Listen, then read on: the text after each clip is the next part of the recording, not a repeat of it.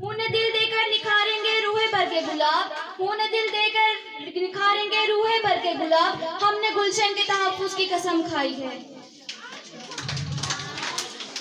جناب صدر، محترم اساتذہ کرام اور میرے عزیز ساتھیوں، السلام علیکم۔ آج مجھے اس محفل میں جس موضوع پر لب کشائی کرنے کا موقع ملا ہے، اس کا عنوان ہے یوم آزادی 14 اگست۔ جناب علی وقار، آج ہم یوم آزادی تمام تعلیمی اداروں، دفاتر، گلی محلوں، کوچوں، پارکوں، سڑکوں اور سرکاری سطح پر پورے جوش و خروش کے ساتھ منا رہے ہیں۔ ہمارے آباء و اجداد نے اس آزادی کی بہت بڑی قیمت ادا کی ہے۔ آزادی اللہ تعالیٰ کی بہت بڑی نعمت ہے۔ سب سے پہلے ہمیں یہ معلوم ہونا چاہیے کہ آزادی کیا ہے اور ملک حاصل کرنا ضروری تھا۔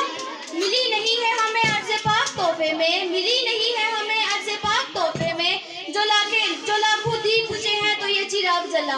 صدر علی وقار، آزادی بلبل میں شاہین کی ادائی پیدا کرتی ہے، جبکہ غلامی ذہنی صلاحیتوں کو زندہ آلود کرتی ہے۔ آزادی انسانی صلاحیتوں کا جلا بخشتی ہے اور غلامی اپنی خودی کو جھٹلانے کا فعل ہے۔ آزادی سب تاریخ کا سینہ چاک کر کے صبح کی تجلیات بکھیرتی ہے، جبکہ غلامی روز روشن میں شب تاریخ کا تسلط ہے۔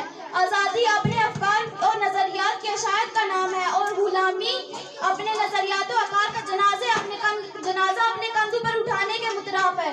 لہٰذا آزادی کی جتنی بھی تعریف اور غلامی کی جتنی بھی مذمت کی جائے کم ہے۔ ہزاروں سال نرگس اپنی بے نوری پہ روتی ہے، ہزاروں سال نرگس اپنی بے رونی پہ روتی ہے، بڑی مشکل سے ہوتا ہے چمن میں دیدہ ورگا۔